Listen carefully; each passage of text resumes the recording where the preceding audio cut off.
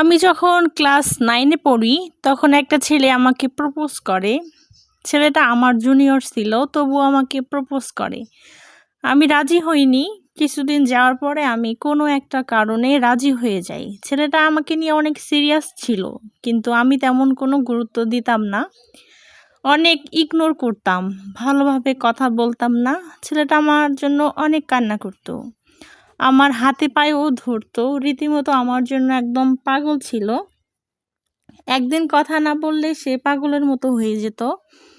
একদিন আমার বাসায় জেনে যায় বিষয়টা, আমি রিলেশন করি। অনেক বকা খাইছি বাসায়। আমার ফোনটাও নিয়ে নেয়। তারপর সে তার ফোনটা আমাকে দিয়ে দেয়। সে তার বন্ধুর ফোন দিয়ে আমার সাথে কথা বলতো। আমি আবারও ধরা পড়ে যাই। সে আবারও আমাকে একটা ফোন দেয়। এভাবে সে আমাকে অনেকগুলা ফোন দিয়েছিল। সে অনেক পাগলামি করত, আমাকে অনেক ভালোবাসতো, কিন্তু আমার ফ্যামিলি মানবে না। প্রথম আমার আম্মু মেনে নিয়েছিল, কিন্তু যখন জানতে পেরেছে যে ছেলেটা সিগারেট খায়, তখন আমার আম্মু আর মেনে নেয় না। আমার বাসায় বিয়ের জন্য চাপ দেয়, অনেকগুলা বিয়ে আমি নিজেই ভেঙে দেই।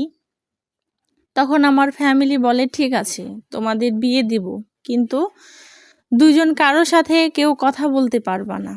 আগে বড় হও, তখন তোমাদের বিয়ে আমরা নিজে হাতে দিব। আমরা দুজনেই পরিবারের কথা মেনে নিলাম। তাকে ঢাকা পাঠানো হলো পড়াশোনার জন্য।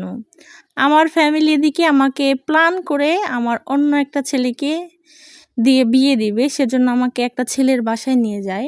আমি বুঝতে পারতাম আমাকে বিয়ের জন্য নিয়ে যাচ্ছে। এখানে আমি পাগলের মতো হয়ে যাই।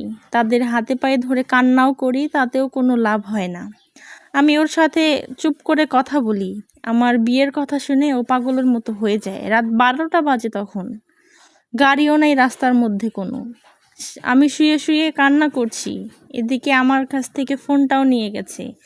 আমি অনেকবার সেন্সলেস হয়ে গেছি। কাউকে কিছু বলার মতো ক্ষমতা আমার তখন ছিল না।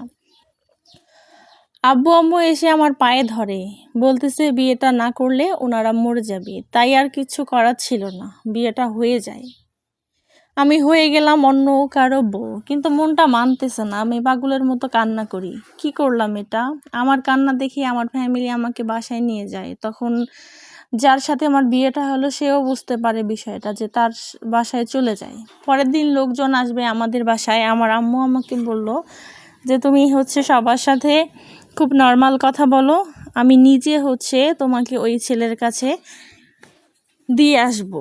আমি খুশি হয়ে যাই।